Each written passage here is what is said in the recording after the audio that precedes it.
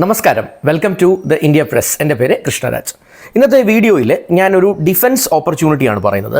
ഒരു defence opportunity എന്ന് പറയാൻ പറ്റില്ല, കാരണം ഡിഫൻസ് മേഖലയിൽ ആർമി, നേവി, എയർഫോഴ്സ് മേഖലയിലേക്ക് നോക്കുന്ന ഉദ്യോഗാർത്ഥികളാണ് നിങ്ങളെങ്കിൽ, ഡിഗ്രി കംപ്ലീറ്റ് ചെയ്തവരാണ് നിങ്ങളെങ്കിൽ നിങ്ങൾക്കുള്ള ഏറ്റവും മികച്ച അവസരം എന്ന് പറയാം കമ്പൈൻഡ് ഡിഫൻസ് സർവീസസ് CDS എൻട്രിയുടെ ആപ്ലിക്കേഷനാണ് ഇപ്പോൾ ഇൻവൈറ്റ് ചെയ്തിട്ടുള്ളത്.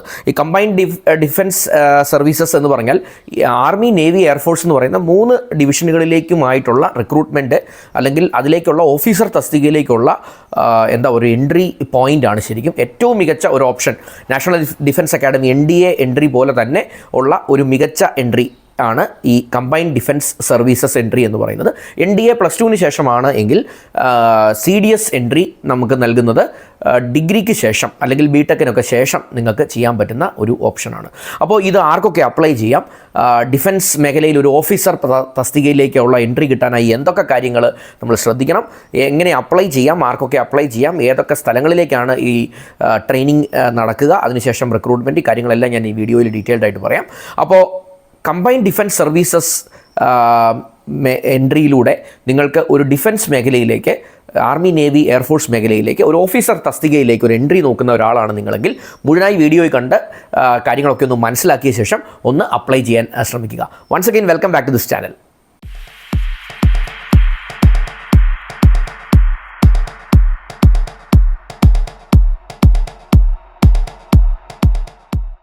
ആമുഖത്തിൽ ഞാൻ പറഞ്ഞതുപോലെ തന്നെ കമ്പൈൻഡ് ഡിഫൻസ് സർവീസസ് എക്സാമിനേഷൻ 2 എന്നുള്ള പേരിലാണ് 2025 UPSC വിജ്ഞാപന പ്രകാരമാണ് ഈ ഒരു ആപ്ലിക്കേഷൻ ഇൻവൈറ്റ് ചെയ്തിരിക്കുന്നത്. UPSC ആണ് ഈ combined defence services examination conduct ചെയ്യുക എന്നുള്ള കാര്യം ഒന്ന് മനസ്സിലാക്കാം. അതിൽ സെപ്റ്റംബർ 14 പരീക്ഷ. ഇതിനൊരു എക്സാമാണ്, ആദ്യത്തെ റൗണ്ട്. അപ്പോൾ ആ എക്സാമിനുള്ള ആപ്ലിക്കേഷനാണ് നമ്മളിപ്പോൾ അയക്കേണ്ടത്. അപ്പോൾ സെപ്റ്റംബർ 14, 2025 ഈ എക്സാം നടക്കുക. അതിലേക്കുള്ള ആപ്ലിക്കേഷനാണ് ഇപ്പം ഇൻവൈറ്റ് ചെയ്തിരിക്കുന്നത്. അപ്പോൾ ഇതെങ്ങോട്ടേക്കൊക്കെയാണ് എന്ന് ചോദിച്ചു കഴിഞ്ഞാൽ പ്രധാനമായും 4 സ്ഥലങ്ങളിലേക്കുള്ള അവസരങ്ങളാണ്. ഒന്ന്, ഇന്ത്യൻ മിലിറ്ററി അക്കാഡമിയിലേക്കുള്ള അവസരം. അത് ഡെറാഡൂണിലാണ് ഉള്ളത്. ഡെറാഡൂണിലെ ഇന്ത്യൻ മിലിറ്ററി അക്കാഡമി, അതിലേക്ക് ഉള്ള 100 അവസരങ്ങളാണ് ഇപ്പോൾ ഉള്ളത്. അതുപോലെ തന്നെ ഇന്ത്യൻ നേവൽ അക്കാഡമി നമ്മുടെ കേരളത്തിൽ കണ്ണൂരിലുള്ള ഏഴിമലയിലാണുള്ളത്. 26 അവസരങ്ങൾ ഇന്ത്യൻ നേവൽ അക്കാഡമിയിലുണ്ട്. അതുപോലെ എയർഫോഴ്സ് അക്കാഡമി ഹൈദരാബാദിലേക്ക് 32 അവസരങ്ങൾ ഇതിനകത്തുനിന്ന് തന്നെ വിളിച്ചിട്ടുണ്ട്. ഓഫീസേഴ്സ് ട്രെയിനിങ് അക്കാഡമി ചെന്നൈയിൽ പുരുഷന്മാർക്ക് 276 അവസരങ്ങളും പെൺകുട്ടികൾക്ക്, സ്ത്രീകൾക്ക് ഓഫീസേഴ്സ് ട്രെയിനിങ് അക്കാഡമി ചെന്നൈയിൽ 19 അവസരങ്ങൾ. അങ്ങനെ എല്ലാം കൂടി 453 അവസരങ്ങളാണ് ഇൻവൈറ്റ് ചെയ്തിരിക്കുന്നത്. അപ്പോൾ ആദ്യം തന്നെ ഞാൻ പറയാം, ഈ കമ്പൈൻഡ് ഡിഫൻസ് സർവീസസ് എന്ന് പറഞ്ഞാൽ 4 പ്രധാനപ്പെട്ട ആർമി ട്രെയിനിങ് സെൻറ്റേഴ്സിൽ അല്ലെങ്കിൽ ആർമി, നേവി, എയർഫോഴ്സിൻ്റെ 3 സെൻറ്റേഴ്സിലേക്കുള്ള പരിശീലനത്തിനും അതിനുശേഷമുള്ള സെലക്ഷനും വേണ്ടിയാണ് അവരെടുക്കുക. ഇന്ത്യൻ മിലിറ്ററി അക്കാഡമി ഡെറാഡൂണിലാണ് ആർമിയുടെ സെലക്ഷൻ ട്രെയിനിങ് കാര്യങ്ങളൊക്കെ നടക്കുക. സെലക്റ്റഡ് ആകുന്നവർ അങ്ങോട്ടേക്കായിരിക്കും ആർമി ഓപ്റ്റ് ചെയ്യുന്നവർ പോവുക. നേവൽ അക്കാഡമി ഏഴിമലയിലേക്കാണ് നേവിയുടേതുള്ളത്. എയർഫോഴ്സ് അക്കാഡമി ഹൈദരാബാദിൻ്റേതുണ്ട്. അതുപോലെ തന്നെ ഓഫീസേഴ്സ് ട്രെയിനിങ് അക്കാഡമി ചെന്നൈയിൽ ഉള്ള ഒരു സെലക്ഷനും ഇതിലൂടെ തന്നെയാണ് നടക്കുക. അതിൽ ഓഫീസേഴ്സ് ട്രെയിനിങ് അക്കാഡമി ചെന്നൈയിൽ മാത്രം പെൺകുട്ടികൾക്കും അവസരമുണ്ട്. ഇപ്പോൾ ഈ റിക്രൂട്ട്മെൻറ്റിൽ എയർഫോഴ്സ് അക്കാഡമിയിലും നേവൽ അക്കാഡമി ഏഴിമലയിലും ഡെറാഡൂണിലെ ഇന്ത്യൻ മിലിറ്ററി അക്കാഡമിയിലെയും വേക്കൻസീസ് ആൺകുട്ടികൾക്ക്, പുരുഷന്മാർക്ക് മാത്രമായിട്ടുള്ളതാണ്. അതേസമയം ഇത് അഡ്വാൻറ്റേജ് ഓഫീസേഴ്സ് ട്രെയിനിങ് അക്കാഡമി ചെന്നൈയിലേക്കുള്ള വേക്കൻസീസ് പെൺകുട്ടികൾക്കും അപ്ലൈ ചെയ്യാൻ പറ്റും എന്നുള്ളതാണ് ഇതിൻ്റെ ഏറ്റവും വലിയ മികവ്. അപ്പോൾ ഇത് ഒന്ന് മനസ്സിലാക്കിയ ശേഷം വേണം ഇതൊക്കെ അപ്ലൈ ചെയ്യാനായിട്ട്. ഈ കാര്യങ്ങളൊക്കെ നോട്ടിഫിക്കേഷനും ഒന്ന് നോക്കി മനസ്സിലാക്കാൻ ശ്രമിക്കുക. ഇനി ഇതിൻ്റെ എലിജിബിലിറ്റിയെക്കുറിച്ച് ഞാനൊന്ന് വ്യക്തമാക്കി തരാം. ആർക്കൊക്കെ അപ്ലൈ ചെയ്യാം? പ്രത്യേകിച്ച് ഡിഗ്രി കംപ്ലീറ്റ് ചെയ്തവർക്കാണ്. +2 കംപ്ലീറ്റ് ചെയ്തവർക്കുള്ള ഓപ്ഷൻ അല്ല ഇത്. ഞാൻ അടുത്ത ദിവസം പോസ്റ്റ് ചെയ്യുന്നൊരു വീഡിയോയിൽ NDA നാഷണൽ ഡിഫൻസ് അക്കാഡമിയുടെ ആപ്ലിക്കേഷനും ഇതേ സമയം തന്നെ വിളിച്ചിട്ടുണ്ട്. അപ്പോൾ നിങ്ങൾ +2 കംപ്ലീറ്റ് ചെയ്തവരാണ് എങ്കിൽ ദയവായി ആ വീഡിയോ ഒന്ന് കണ്ട് മനസ്സിലാക്കാനായിട്ട് ശ്രമിക്കുക. ആ വീഡിയോയുടെ ലിങ്കും ഞാൻ ഡിസ്ക്രിപ്ഷനിൽ ഇട്ടേക്കാം. അപ്പോൾ അതനുസരിച്ച് അതൊന്ന് നോക്കി അതും ഒന്ന് മനസ്സിലാക്കാൻ ശ്രമിക്കുക. +2 കഴിഞ്ഞവരാണെങ്കിൽ നിങ്ങൾ അതായിരിക്കും നോക്കേണ്ടത്. അപ്പോൾ ഞാൻ ഇപ്പോൾ ഈ വീഡിയോയിൽ പറഞ്ഞുകൊണ്ടിരിക്കുന്ന കമ്പൈൻഡ് ഡിഫൻസ് സർവീസസ് CDS എന്ന് പറഞ്ഞാൽ ഡിഗ്രി കംപ്ലീറ്റ് ചെയ്തവർക്ക് വേണ്ടിയുള്ളതാണെന്നുള്ളത് പ്രത്യേകം ഒന്ന് ഓർക്കുക.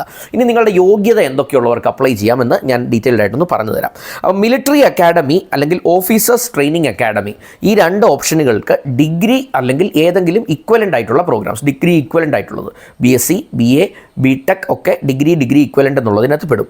നേവൽ അക്കാഡമിക്ക് മസ്റ്റായിട്ട് അവർ പറയുന്നത് എഞ്ചിനീയറിംഗ് ഡിഗ്രി ഉള്ളവർക്കാണ് നേവൽ അക്കാഡമിയിലേക്ക് ഏഴിമലയിലേക്ക് സെലക്ട് ചെയ്തത്. അതുപോലെ എയർഫോഴ്സ് അക്കാഡമിയിൽ +2-ന് ഫിസിക്സും മാത്തമാറ്റിക്സും ഉൾപ്പെട്ട ഒരു പഠിച്ച ശേഷം ഉള്ള ഒരു ഡിഗ്രി, അതല്ലെങ്കിൽ ഒരു എഞ്ചിനീയറിംഗ് ഡിഗ്രി. അപ്പോൾ നിങ്ങൾക്കൊരു ഡിഗ്രി ഉണ്ട്, പക്ഷേ +2-ൽ ഫിസിക്സും മാത്സും പഠിച്ചിരിക്കണം എന്നുള്ളത് നിർബന്ധമാണ്. ഇനി അതല്ലെങ്കിൽ ഒരു എഞ്ചിനീയറിംഗ് ഡിഗ്രി ആണെങ്കിൽ ഇത് പ്രശ്നമല്ല. കാരണം നാച്ചുറലി എഞ്ചിനീയറിംഗ് ഡിഗ്രി ഉള്ളവർക്ക് +2-ന് ഫിസിക്സും മാത്സും പഠിച്ചതായിരിക്കും എന്നുള്ളത് കൊണ്ട് തന്നെ അത് എഞ്ചിനീയറിംഗ് ഡിഗ്രി ഉള്ളവർക്കും ഈ എയർഫോഴ്സ് അക്കാഡമിയിലേക്ക് അപ്ലൈ ചെയ്യാം. ഇനി മിലിറ്ററി അക്കാഡമി, നേവൽ അക്കാഡമി, ഇതിലേക്ക് പുരുഷന്മാർ മാത്രമാണ് പറ്റുക. ഓഫീസേഴ്സ് ട്രെയിനിങ് അക്കാഡമിയിലേക്ക് ചെന്നൈയിലെ ഓപ്ഷൻ ഞാൻ പറഞ്ഞതിൽ പെൺകുട്ടികൾക്കും അപ്ലൈ ചെയ്യാമെന്ന് നേരത്തെ തന്നെ ഞാൻ സൂചിപ്പിച്ചു. ഇനി ഇതിനകത്ത് ചില നിഷ്കർഷകളുണ്ട്, ചില ക്രൈറ്റീരിയ ഇവർ പറയാറുണ്ട്. അത് എല്ലാ ആർമി ജോബ്സിനുള്ളതാണ്. ഇതിൽ പുരുഷന്മാരുടെ വേക്കൻസി ആണെങ്കിലും സ്ത്രീകളുടെ വേക്കൻസി ആണെങ്കിലും ആൺകുട്ടികളുടെയോ പെൺകുട്ടികളുടെയോ ആണെങ്കിലും അവിവാഹിതരായിരിക്കണം എന്ന് വ്യക്തമായി പറയുന്നുണ്ട്. അതായത് സെലക്ഷൻ്റെ സമയത്ത് അവർ വിവാഹിതരായിരിക്കാൻ പാടില്ല. അതുപോലെ എയർഫോഴ്സ് അക്കാഡമിയിലേക്ക് 25 വയസ്സിന് മുകളിലുള്ളവർക്ക് വ്യവസ്ഥകളോടെ ചില ഓപ്ഷനുകളിൽ ഇത് ഇളവ് നൽകിയിട്ടുണ്ട്. അതിൻ്റെ ഡീറ്റെയിൽസ് ഒന്ന് അറിയാനായിട്ട് നോട്ടിഫിക്കേഷൻ ഒന്ന് നോക്കാനായിട്ട് ശ്രമിക്കുക. ഇനി ഏജ് ലിമിറ്റിനെ കുറിച്ച് വ്യക്തത ഞാൻ വരുത്തി തരാം. അതായത് Indian military academy, Indian naval അക്കാഡമിയിലേക്ക് അപേക്ഷിക്കുന്നവർക്ക് 2002 ജൂലൈ 2-ന് മുൻപ് ജനിച്ചവരായിരിക്കണം. 2007 ജൂലൈ 1-ന് ശേഷം ജനിച്ചവരുമായിരിക്കരുത്. അതായത് 2002 ജൂലൈ 2-ന് മുൻപ് ജനിച്ചവരുമായിരിക്കരുത്, 2007 ജൂലൈ 1-ന് ശേഷം ജനിച്ചവരുമായിരിക്കരുത്. അപ്പോൾ ഇതിന് ഇടയ്ക്കുള്ളവരായിരിക്കണം. 2002 ജൂലൈ 2 മുതൽ 2007 ജൂലൈ 1 ഈ ഡേറ്റുകൾക്ക് ഇടയിൽ ഉള്ളവരായിരിക്കണം. ആ ഏജ് ഗ്രൂപ്പാണ് എന്ന് വ്യക്തമായിട്ട് പറയുന്നുണ്ട്. ഇനി ഓഫീസേഴ്സ് ട്രെയിനിങ് അക്കാഡമിയിലേക്ക് അപ്ലൈ ചെയ്യുന്നവരുടെ കാര്യത്തിൽ 2001 ജൂലൈ 2-ന് മുൻപോ 2007 ജൂലൈ 1-ന് ശേഷമോ ജനിച്ചവരായിരിക്കരുത് എന്ന് പറയുന്നുണ്ട്. അപ്പം നിങ്ങളുടെ വിൻഡോ, അതായത് ഓഫീസേഴ്സ് ട്രെയിനിങ് അക്കാഡമിയിലേക്ക് അപ്ലൈ ചെയ്യുന്നവരുടെ ഏജ് വിൻഡോ എന്താണെന്ന് ചോദിച്ചു കഴിഞ്ഞാൽ 2001 ജൂലൈ 2-നും 2007 ജൂലൈ 1-നും ഇടയ്ക്ക് ജനിച്ചവരായിരിക്കണം. ഈ 2 ഡേറ്റുകൾ ഉൾപ്പെടെയാണ് സാധാരണ ഇത്തരം കാര്യങ്ങൾ പറയുക എന്നുള്ളതും പ്രത്യേകം ഓർക്കുക. അതുപോലെ തന്നെ എയർഫോഴ്സ് അക്കാഡമിയിലേക്ക് അപ്ലൈ ചെയ്യുന്നവരുടെ കാര്യത്തിൽ 2002 ജൂലൈ 2-നും 2006 ജൂലൈ 1-നും ഇടയ്ക്ക് ജനിച്ചവരായിരിക്കണം. ഞാൻ ഈ പറഞ്ഞ 2 ഡേറ്റുകളും ഉൾപ്പെടെ. അതുപോലെ തന്നെ കൊമേഴ്ഷ്യൽ പൈലറ്റ് ലൈസൻസ് ഉള്ളവരെ സംബന്ധിച്ച് ഈ എയർഫോഴ്സ് അക്കാഡമിയുടെ കാര്യത്തിൽ ഉയർന്ന ഏജ് ലിമിറ്റിൽ 2 വർഷത്തെ എക്സംഷൻ നൽകുന്നുണ്ട്.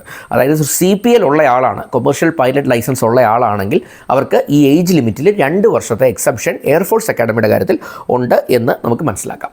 ഇനി എക്സാം എങ്ങനെയാണ് എന്ന് ചോദിച്ചാൽ, ഞാൻ ആദ്യം പറഞ്ഞ ഒരു പരീക്ഷയെക്കുറിച്ച് പറഞ്ഞു.